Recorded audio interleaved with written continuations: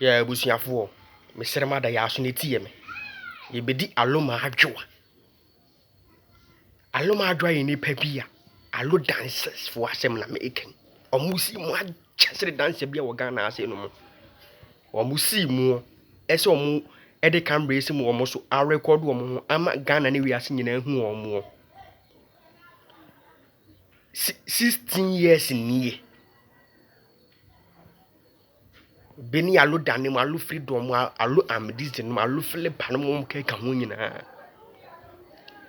alo ma adwa ne man kranfo ani tiye alo ma adwa ye nipa bia se eba se alo ma adwa ye nipa bia se ba hene side ya wo hene side ya asemu hene asemu chief asemu hene alo ma adwa ye otumfo o se tutu de second na hene ni so che Ghana no obi bia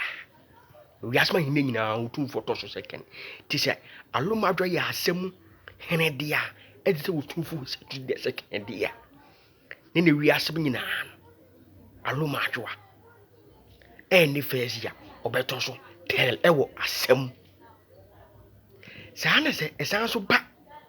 football club team nso a ewi ase nyina wa woni twa se Real Madrid sa so ya se ba alo ma adwa so ye football mu club team ba ko pe eye asem football club team alo ma adwa ye Real Madrid omu Spain enti alo dansa ma adwa ye fane di agro memu ase no e pa asemu ahini ya wo yotumfo ese tu de second wo hini bia ni wo Ghana no ne kasi ya eto ene ba football ma wi asemu nyina nso eye Real Madrid eno mo aka wa ase bi de 6 gimo dance god mo and dancers from aka wa Ghana funita mo no omo so tepe no mo size na ye se Accra so folk